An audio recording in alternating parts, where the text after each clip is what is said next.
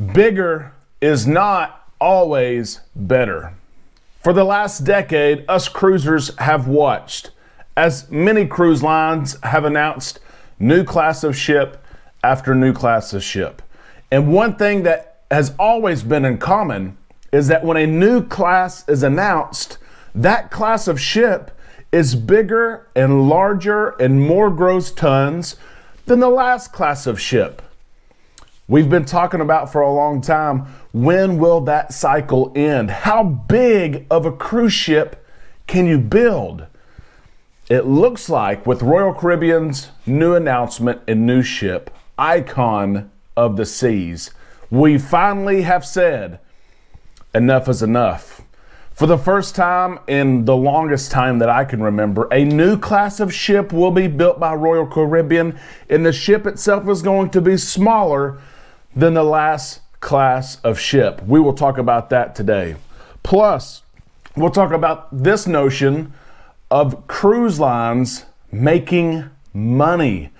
We've checked in on this every 4 or 6 months to see if cruise lines are making money. Does it make sense to cruise right now? We will talk about the finances for just a little bit of cruising right now and maybe give a timeline of when cruise lines will make money.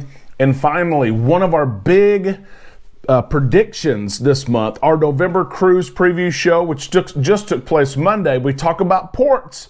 There's already news regarding ports. There's all kinds of stuff to talk about, so why don't we do that right now on Island Time?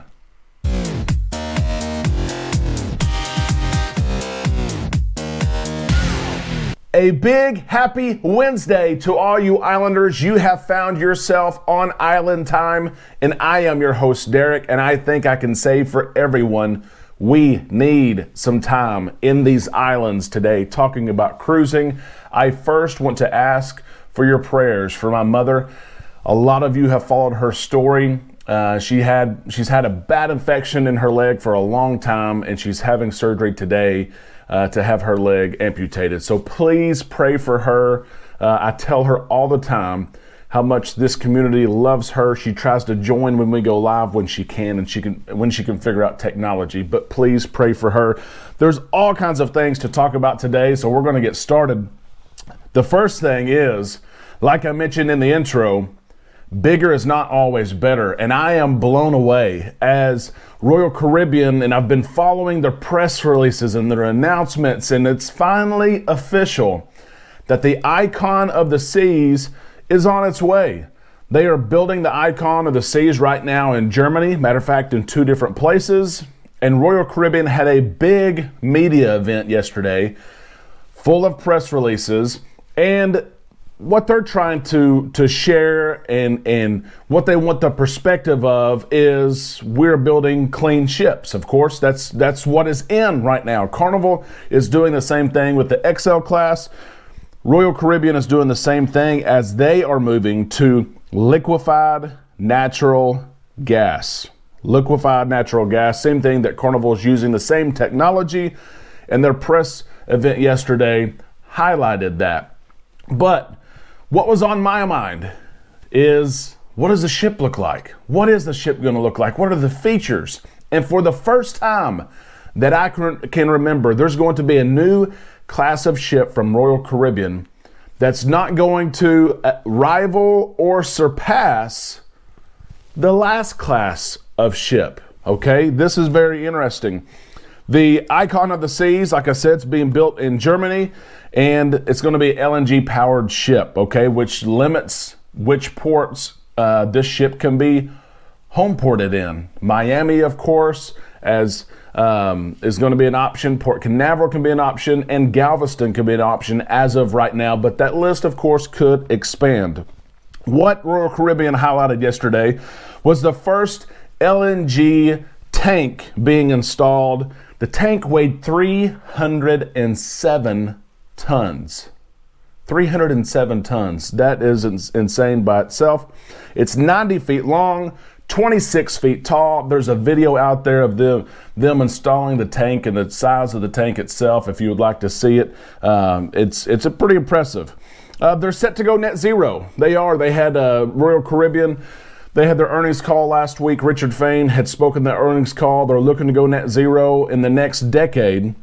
Richard Fain said, decades ago, we all set out on course to advance sustainability. Our vision now is to realize carbon-free cruising over the next 2 decades.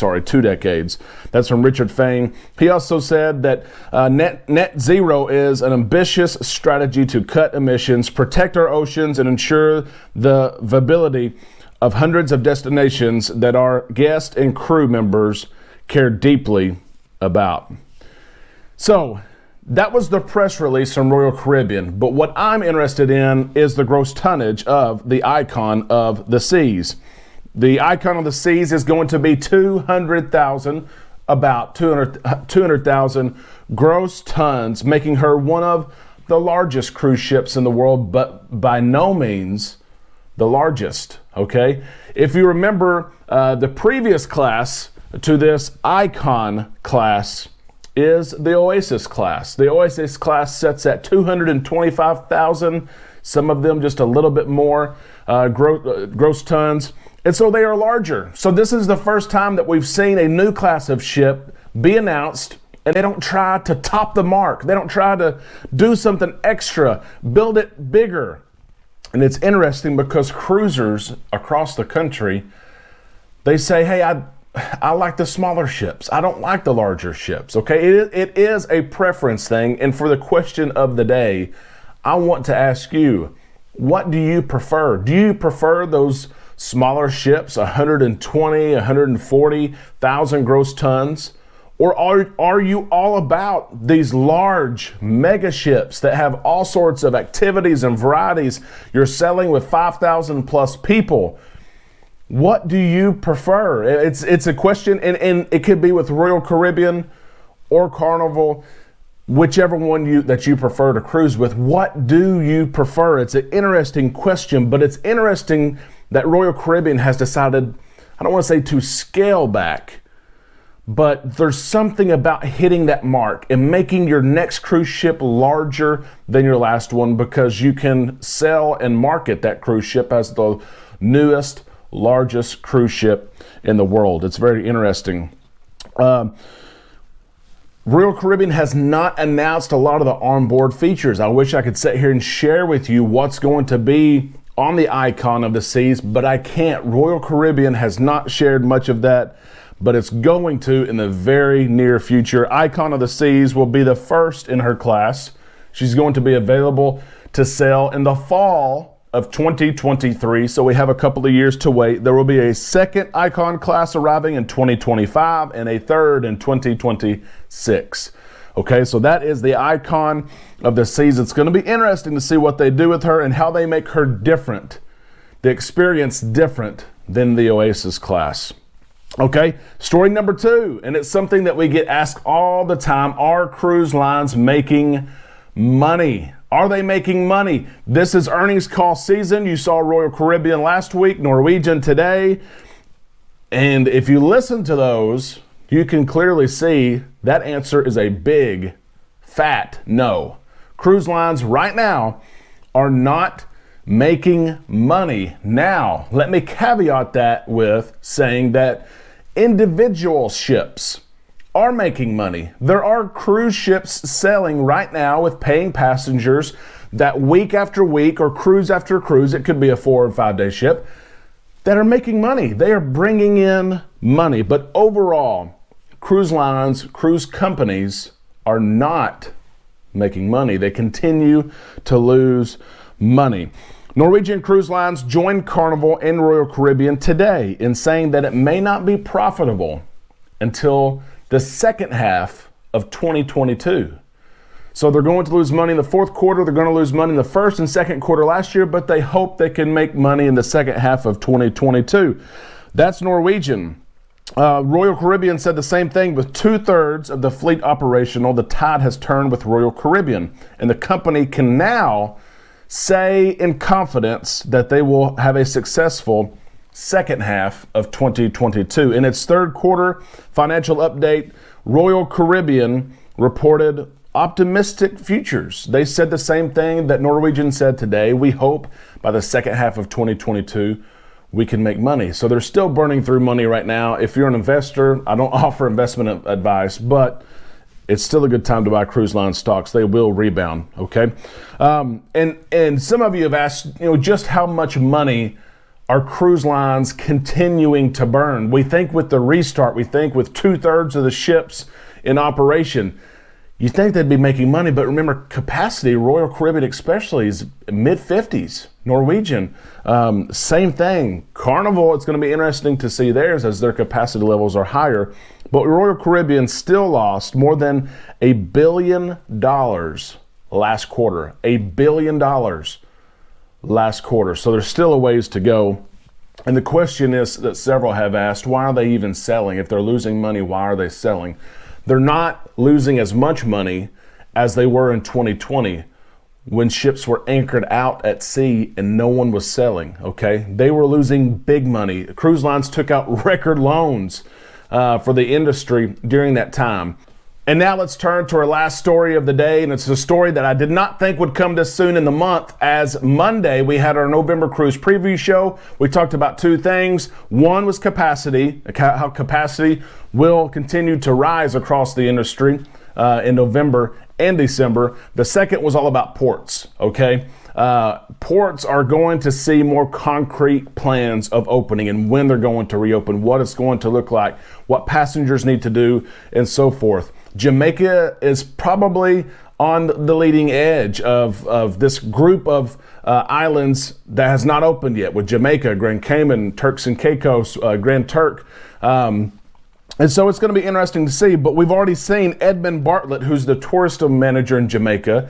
He keeps us updated frequently with all kinds of statements. We know that Carnival Corporation has committed to sending 110 or more cruises to Jamaica between October of this year, 2021, and April. Well, October is done, okay? And there's only been 3 or 4 ships visit Jamaica, but Edmund Bartlett is very confident that here in the very near future, cruise ships, and not just from Carnival, are returning in large numbers. So with Carnival's announcement of cruising between October and April, 110 or more sailings, that's going to be around 200 cruise ship passengers. That's about 70-75% capacity. That number could rise, of course, if capacity rises.